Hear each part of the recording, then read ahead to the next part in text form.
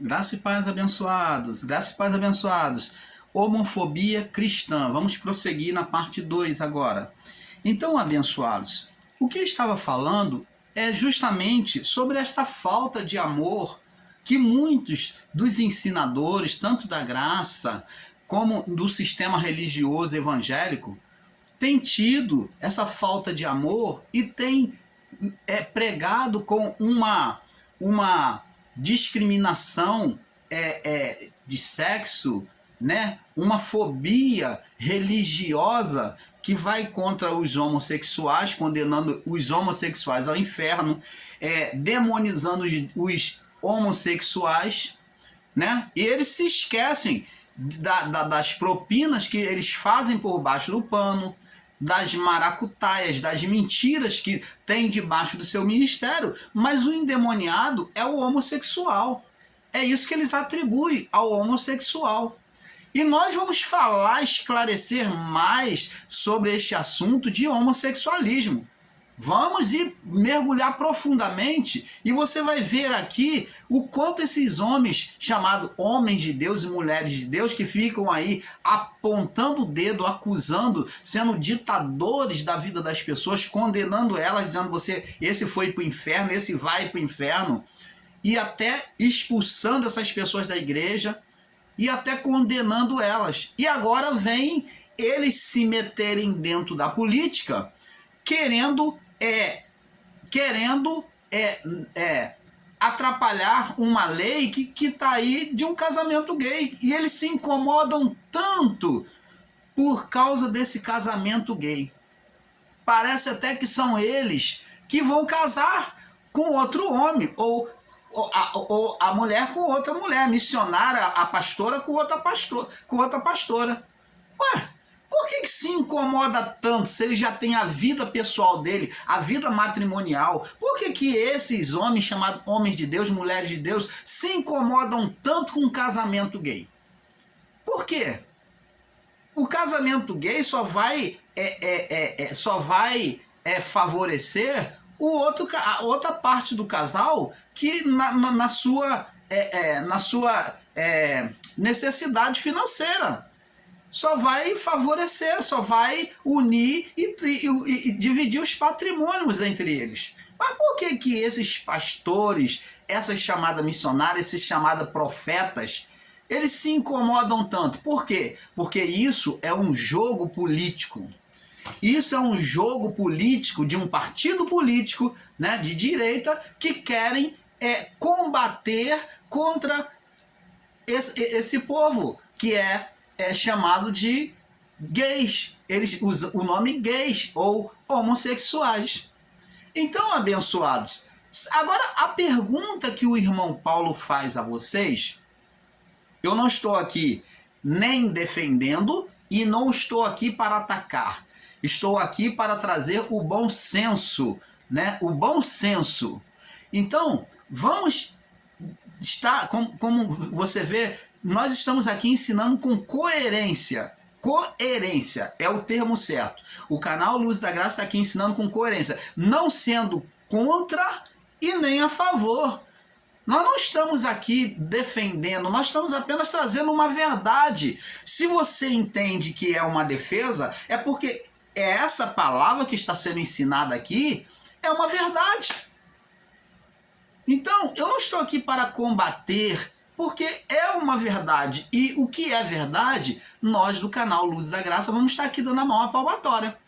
Então, por que se combate o homossexualismo? A pergunta que eu faço a você, né? A pergunta que o irmão Paulo faz a você agora é a seguinte: será que Deus, quando criou o homem Adão, tendo em vista a possibilidade de o homem pecar e o homem viver sobre a natureza da carne, porque isso são desejos da carne humana, o homem tomar um outro homem, a mulher tomar outra mulher, porque Deus, dentro de uma relação normal, formou homem e mulher. Isso é fato bíblico.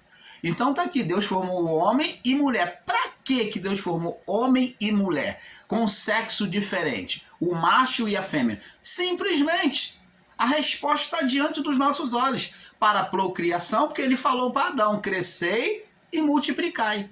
Então, para crescer aquela criação, para multiplicar vida sobre a criação, Deus formou homem e mulher com sexo diferente. Se Deus tivesse botado uma mulher com outra mulher, ia haver procriação por acaso? Não. Se tivesse botado dois homens ali, ia haver procriação por acaso? Não. Então Deus colocou aqui um casal, macho e fêmea. Mas isso não significa dizer que Deus não sabia que dali haveria pessoas afeminadas, pessoas que teriam desejo por mulheres que teriam desejo por outras mulheres, homens que teriam desejo por outros homens, não teriam desejo por mulheres, e assim vice-versa. Ou você acha que Deus, ele não sabia disso? Sabia, e eu vou mostrar dentro da Bíblia para vocês, dentro das Escrituras Sagradas.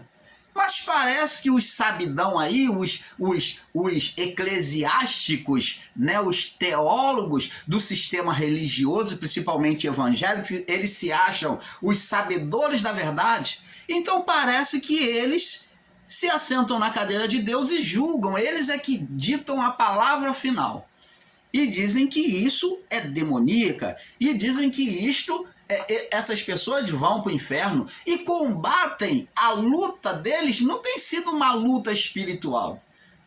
O combate que Paulo fez contra o povo naquela época, para o povo, o combate que o Paulo fez contra o povo naquela época foi combate na mente, com o ensino da verdade e com amor. Você não vê Paulo condenando, tacando pedra, acusando nenhum homossexual. Você não vê isso na Escritura. Paulo, ele combateu com a palavra. Ele disse, até falando sobre a armadura de Deus, ele diz, tomai a palavra de Deus, que é tomai a armadura de Deus e a palavra de Deus, que é a espada do Espírito. Então, a espada que vai fazer vencer, matar esses sentimentos carnais, que são sentimentos carnais, é a palavra de Deus. Por exemplo, agora os sabidões aí, ensinadores das igrejas evangélicas, os pastores, vocês condenam os homossexuais diretamente, os homoafetivos, vocês condenam essas pessoas, por que então vocês não condenam também os sentimentos carnais? As paixões desenfreadas da carne. Porque são os mesmos sentimentos que há dentro da pessoa que é afeminada, dentro da pessoa que é homossexual.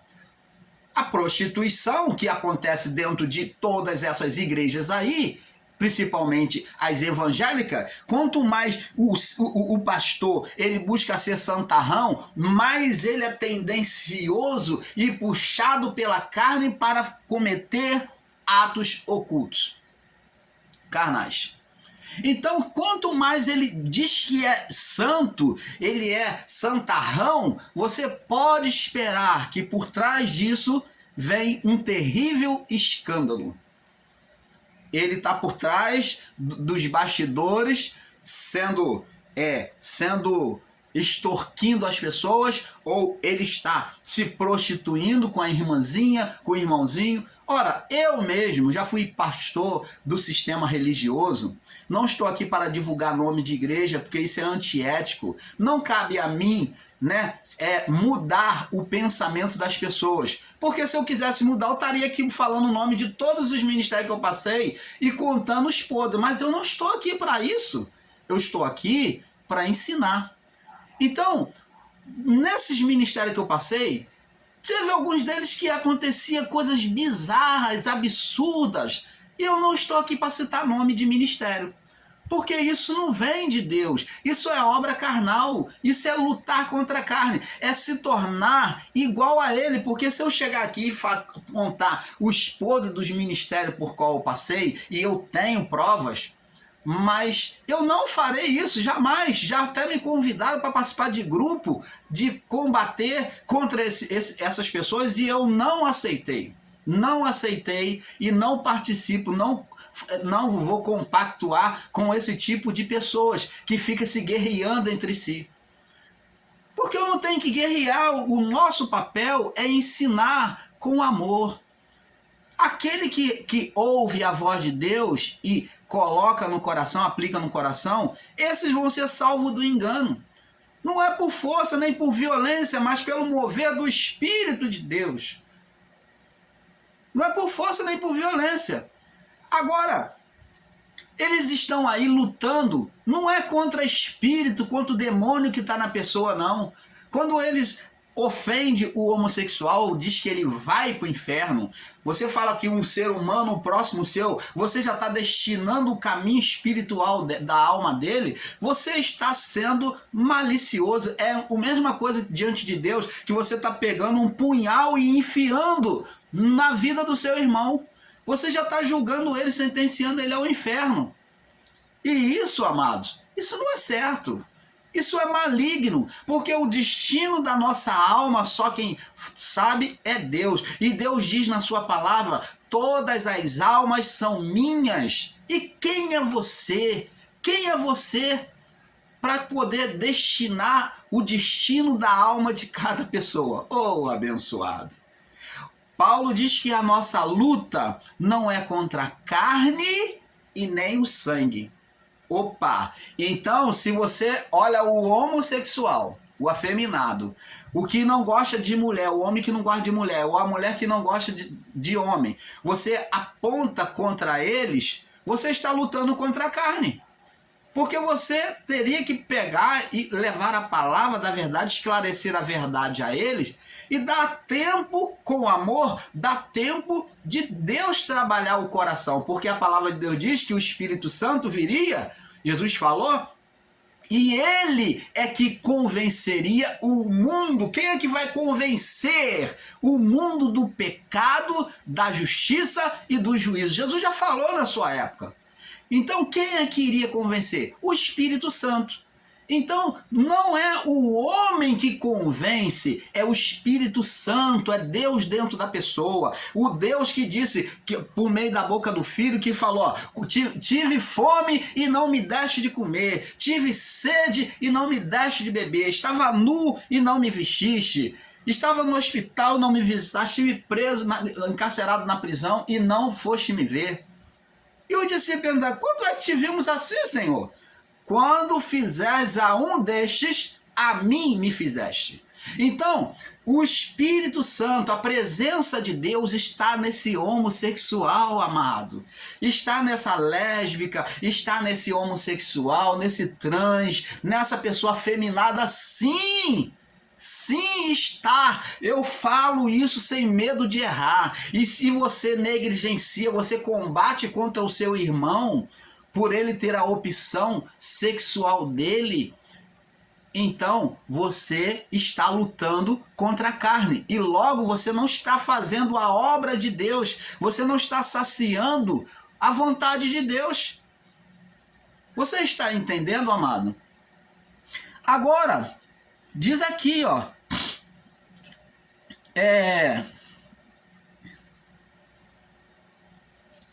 Esses homens, eles julgando as pessoas dentro das suas sinagogas, suas igrejas, eles julgam que estão prestando serviço a Deus. Está aqui, ó. Jesus falou também, está aqui em João 16, 2, nós já lemos, vamos ler de novo. Tenho-vos dito essas coisas para que não vos escandalizeis. Expulsar-vos-ão das sinagogas, ó, das suas igrejas, ó, vão condenar quem? O povo, os cristãos, o povo. Vem mesmo a hora, ó, chegada agora a hora, vem a partir de agora, e qualquer que vos matar, cuidará, ele vai achar fazer um serviço a Deus. E quantos são os pastores que se dizem homem de Deus, ditadores da vida das pessoas? Disseram para mim que a mulher que eu tomei para ser minha esposa, o líder chegou para mim e falou, ela não é mulher para você. Ela não é mulher para você. E eu já tinha marcado o casamento e tudo. convidei toda a igreja, todo o povo da igreja, e o povo se alegrou, já estava comprando até presente para me dar, porque o povo me honrava, ele recebia o carinho da minha parte, o povo me amava. Mas o pastor foi e frustrou, jogou um balde de água fria, o líder regional, jogou um balde de água fria e disse que eu não ia casar porque ela não era mulher para mim. Eu falei, o quê? E adiou meu casamento na cerimônia na igreja. Então, diante disso, eu tomei uma atitude brusca e falei, ninguém vai impedir. E foi lá e tomei uma atitude e casei com ela sem a permissão deles. E eles me expulsaram do ministério. Mas antes, eu já estava querendo me retirar do ministério porque eu via muita sujidade, muita porcariada dentro desse ministério. É muita trapaça, muita sujeira. Olha, sujeira que você não vê no meio de uma família, sujeira que você não vê no meio dos homens mundanos. Então, abençoados, Jesus está em cada ser humano, né? Mateus 25, do 35 ao 45, ele diz, tive fome, me dá de comer, tive sede, não me daste de beber. Então, ele mostra que está em todos, e não se pode querer menosprezar esse homoafetivo. Agora eu vou mostrar para vocês, agora vamos caminhando e vou mostrar que Jesus não reprovou o homem afeminado, o homossexual. Vamos ver, vou provar isso dentro da Bíblia. Agora diz aqui, ó,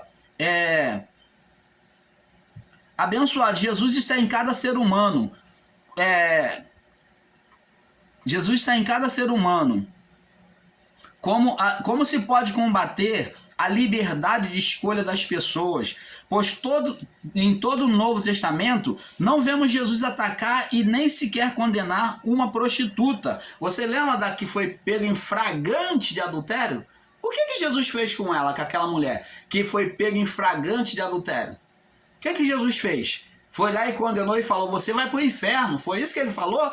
Era a lei de Moisés, que era mais direta, mais dura na época. E o que Jesus fez? Condenou ela? Não. Jesus exerceu amor, misericórdia. Então, essa mulher, ela se converteu ao Evangelho de Cristo. Olha só, quem convenceu ela a se voltar para o Evangelho? O Espírito de Cristo. A atitude que Cristo teve com ela de amor, de misericórdia, é que fez ela se voltar para o Evangelho. Mais na frente vemos outra mulher chamada Maria Madalena que vem despejar o nardo, né, na casa de Simão, lá nos pés de Jesus e enxugar com os cabelos. E o que Jesus fez? O povo falou assim, os discípulos, muitos deles, e o povo que ali estava falou, olha, se ele realmente fosse profeta, ele saberia que essa daí é uma pecadora, ele está enxugando os cabelos, ela está contaminada. E os cabelos com os pés dele com os cabelos, ele não é profeta, porque se ele fosse, ele saberia que quem está tocando nele é uma pecadora.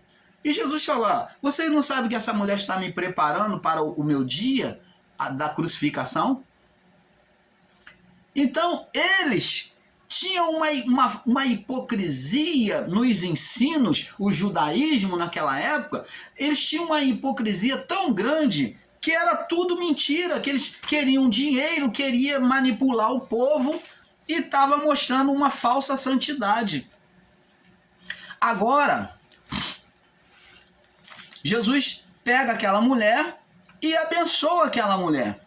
Então o pecado foi combatido com o amor, né? Deixando a pessoa escolher. Jesus só falava e dizia assim, ó, vai e não peques mais. Mas Jesus não falava, ó, você vai pro inferno e a pomba tá em você, o tranca tá em você, o Joãozinho, a Mariazinha, o preto, o branco, o preto velho. Jesus não falava nada disso. E outra, existe aí denominações, instituições religiosas dentro do sistema religioso que coloca demônios para falar e de tal a vinda de Jesus. Agora está se usando isso. Está pegando o demônio, a pessoa manifestada com o demônio, e o demônio é que vem querer colocar medo nas pessoas falando que Jesus está voltando. Olha só, a que ponto nós chegamos. As pessoas sendo alimentadas pela voz do demônio e não pela voz de Deus. E Jesus, no deserto, falou para o diabo: nem só de pão viverá o homem, mas de toda a palavra que procede da boca de Deus. Mas não, dentro dessas instituições evangélicas, eles estão se alimentando da palavra que sai da boca do demônio. O demônio é que faz eles acreditarem em Deus. O demônio é o ditador da palavra. Oh, abençoado. Olha como nós estamos nos pervertendo com esses ensinos que está sendo aplicado aí no meio evangélico, até mesmo no sistema em graça. Então nós temos que acordar para isso, porque muitos estão sendo enganados aí. O diabo está aí falando sobre a vinda de Jesus, colocando medo, ó, Jesus está voltando, eu vou levar muitos para o inferno, e não sei o que. E eles acreditam e ficam com medo de quem? De Deus? Não, porque se for de Deus não precisava o demônio falar.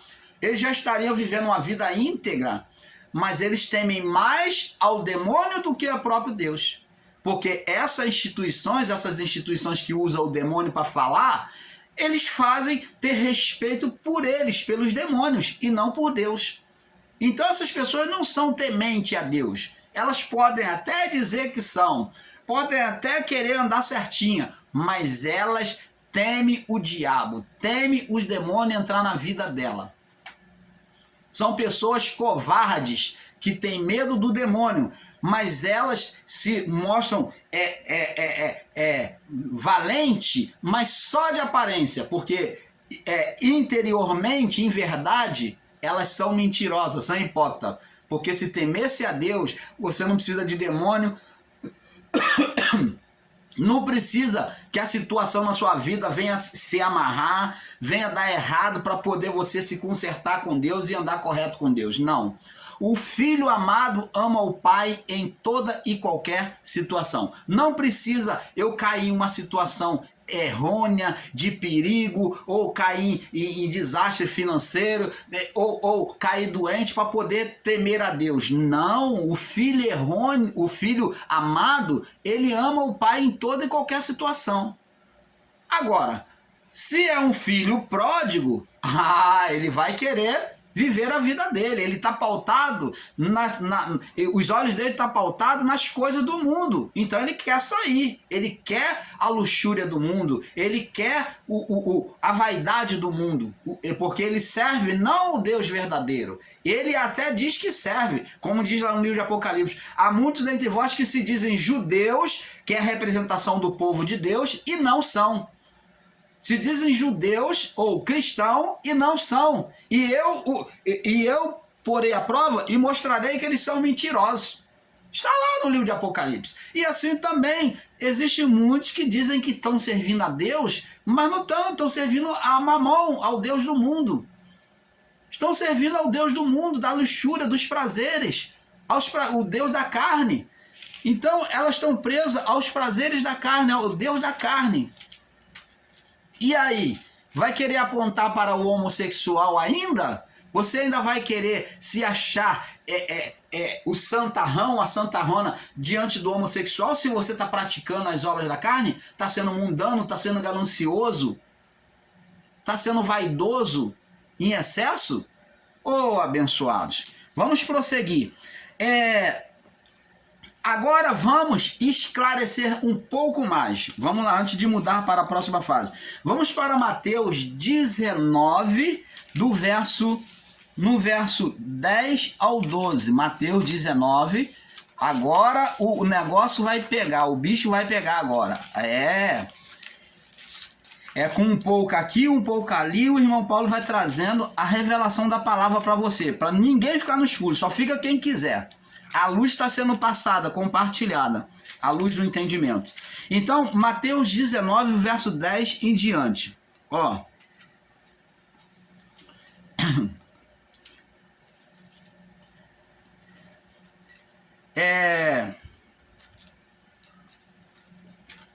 Vamos ler do verso para não ficar fora do contexto, para ele não dizer que está fora do contexto. Vamos ler do verso 3 em diante. verso 3, Mateus 19, verso 3 em diante, diz assim: E chegaram a ele os fariseus, tentando, dizendo-lhe: É lícito um homem repudiar sua mulher por qualquer motivo? Ou abandonar, se separar da mulher por qualquer motivo? E ele, porém, respondendo, disse-lhe: Não tendes lido que aquele que fez no princípio macho e fêmea o fez? E disse: Portanto, deixará o homem seu pai e a sua mãe, e se unirá à sua mulher, e serão os dois em uma só carne. Assim, não são mais dois, mas uma só carne. Aonde é que o homem e a mulher se tornam uma só carne? Quer dizer que eles se juntou, são uma só carne? Mas como é que eles têm pensamento diferente? Como é que eles se separam? Aí eles pegam um literalismo dessa parte aqui e acham que o homem tem que viver, ainda que viva o inferno que for, mas ele tem que viver até a morte junto. É um ensino que o sistema religioso faz, é um ensino que o sistema católico também faz no seu casamento, nas cerimônias, usa-se a palavra, até que a morte os separe. Mas preste atenção, o cidadão ou a cidadã, o irmão ou a irmã que casa com a mulher, e então ele casa com a mulher rixosa, uma mulher histérica, rixosa, problemática e ciumenta, possessiva, e ele vive todos os dias da sua vida um inferno de briga entre homem e a mulher. Você acha que esse relacionamento agrada a Deus? Só porque eles fizeram uma promessa diante da igreja ou diante lá na cerimônia, fizeram uma promessa e foi dito que até que a morte os separe, só por causa disso o ser humano vai ficar condicionado a viver escravo de uma vida infernal, de briga, de muitas das vezes a mulher, ela sofre violência do marido, ela apanha todo dia, ela só vive sendo arrebentada pelo marido. E eu pergunto a você, você acha que esse relacionamento está glorificando a Deus? A palavra que Paulo diz lá, ó, marido, amai as vossas mulheres, assim como Cristo amou a igreja. Então ele coloca como referência o amor, a convivência do casal, que deve ser como comparado com Cristo e a igreja. Um bom relacionamento. Agora, esse relacionamento em que a mulher apanha todo dia, é infeliz, ela é traída pelo marido, ela apanha e todo dia ela está sendo infeliz. Você acha que ela está representando, isso está representando Cristo, a união de Cristo com a igreja? Nananina, não. Você acha que um relacionamento que tem rixa todos os dias, desastre, brigas entre marido e mulher, você acha que está agradando a Deus? Nananina, não. Aí existem os santarrões,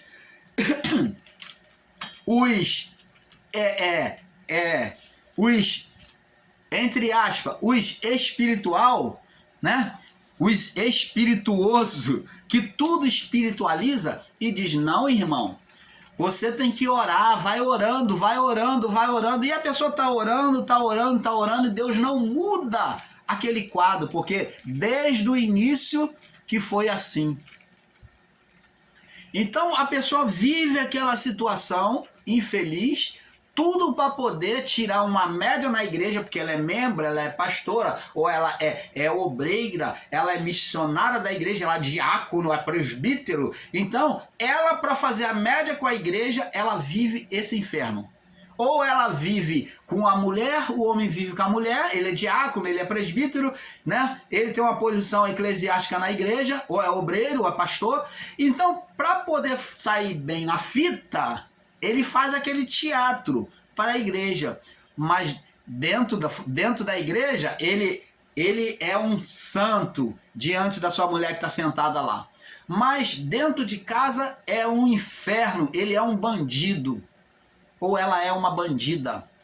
Há traições, brigas, rixas, infelicidade, mas está aí fazendo esse teatro, essa hipocrisia. E eu pergunto a você, meu amado, minha amada irmã, isso agrada a Deus? Não seria mais fácil e mais decente para não trazer escândalo, porque a palavra de Deus diz que nós não devemos trazer escândalo ao nome de Jesus? Não seria mais viável haver uma separação para então, ou esse casal fica só e espera no Senhor até que realmente encontre uma pessoa, porque Deus não vai mostrar para você e falar aquele lá, não. Deus não se intromete, porque existe um cântico que diz assim, ó, tudo que se faz na vida se coloca Deus no meio. Deus já deve estar de saco cheio. Então, eles ensinam no sistema religioso que é Deus que dá a mulher para o homem, que dá o homem para a mulher. Então, é Deus. É Deus? É Deus? Eu, pelo menos, com a minha esposa, né? A minha esposa, eu não tive isso, não foi Deus, não. Eu até orei a Deus, eu tenho nessa de orar a Deus, mas eu com fogo, né? Com a vontade, da paixão da carne, e comecei a fazer jejum e orando a Deus para ter a resposta, e a paixão da carne, e pum, já cheguei e já falei, ó, Deus aceitou. Deus não falou nada. Deus não falou nada, nós somos mentirosos. Não temos paciência nem de esperar a resposta de Deus, porque se você orar a Deus e esperar a vontade de Deus, Deus não vai responder, Ele vai sinalizar para você. Deus não vai falar em oração, Ele vai dentro do tempo, porque diz que o precipitado peca. Então Deus dentro do tempo vai te sinalizar quem é aquela pessoa que está contigo. Mas o homem, como nós somos precipitados, não sabemos esperar. E aí entra a palavra que diz, há caminhos ao homem que parece ser bom, mas seu fim são caminhos de morte. Aí a gente se precipita, né? Precipitado a dizer, é santo, é de Deus, é a mulher de Deus, é o homem de Deus. E depois a gente, se lasca. Aí fica infeliz no relacionamento, bicudo, um dormindo para um lado, outro para o outro, só vive de rixa. Que vergonha! Que vergonha! Isso que não agrada a Deus. Como é que vai espelhar a imagem da igreja e Cristo ali, ó? Cristo e a igreja não andam separados não, meu irmão. Meu amado, minha amada. O Cristo e a igreja andam juntos. E como é que vai se representar Cristo? Então... diz aqui, ó, vamos prosseguir. Mateus 19:5. Portanto, deixará o homem seu pai e sua mãe, se unirá à sua mulher, e serão os dois uma só carne. Como? Através da genética do filho, da filha que vem. Uma só carne que vai nascer. Né, serão. Então aqui Deus está falando de reprodução, para se juntar, que o homem, Adão e Eva iria se juntar e iria nascer uma outra carne, uma só carne, vinda dos dois. Então está falando de procriação. Esse é o entendimento perfeito. Uma só carne. Não quer dizer que os dois vão ter o mesmo pensamento, vão pensar, não. O pensamento do casal sempre vai divergir, mas o que tem que haver é parcialidade, cumplicidade, amor entre os dois, para que se viva bem. Aí sim vai representar, espelhar a imagem de Cristo e a igreja. Você está entendendo, amado? Agora e assim não são mais dois, verso 6, não são mais dois, mas uma só carne, por meio do Filho, né? Da gestação. Portanto, o que Deus se ajuntou, não separe o homem. Então isso aqui, a lei divina, é que Deus espere que não separe. O que Deus ajuntou, não separe o homem. A lei divina, o que Deus espera do homem é a não separação. Mas isso daqui... não quer dizer que, se não está dizendo que você tem que ser infeliz. O que Deus ajuntou. Mas será que Deus ajuntou todos? Não. Deus ajuntou Adão e Eva. Agora, quando é que Deus ajunta? Quando se espera na vontade de Deus. Mas para esperar, meu irmão, minha irmã, tem que ter fé, tem que ter paciência. E é o que a maioria de nós não temos. Nos precipitamos e nos entregamos logo num relacionamento. Não esperamos a resposta de Deus, a sinalização e Deus mostrar quem é a pessoa com quem nós vamos nos unir. Essa é a verdade. Então depois abrimos o bocão na igreja, no meio dos irmãos, e dizemos, Deus que me deu, Deus sinalizou, Deus me deu a varoa. Ou a varoa diz, Deus me deu o varão, foi Deus que me deu. E Deus não respondeu nada. Mentirosos. Porque não tiveram tempo de esperar. Jacó desejou Rebeca, né? Jacó desejou a Rebeca. Desejou a sua mulher, se eu não me engano, Rebeca, assim, né? Então ele desejou lá e ficou lá esperando pela sua mulher. Foram 7 mais 7 mais 7, acho que foram mais de 14 anos trabalhando para o seu sogro. E então, você vê, ele esperou em Deus. Jacó de fato esperou a mulher dada por Deus. Ali Deus realmente participou, porque houve uma espera e Deus confirmou o relacionamento dele. Deus confirmou, Deus abençoou. Mas nem todo relacionamento juntado aqui e debaixo desses ministérios, dentro das igrejas, tanto evangélica como católica, todo casamento, nem todo casamento ele tem a bênção de escolha de Deus, mas a escolha, na maioria das vezes, tem sido pelo homem. Deus não tem apontado nada para esses homens, tem sido um bando de mentirosos. Me perdoe, falei.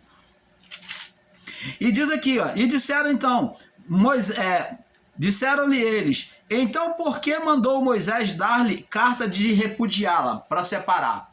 Então, vamos passar para o próximo vídeo e vamos continuar aqui no Mateus 19:7, tá? Porque está muito avançado. Paz.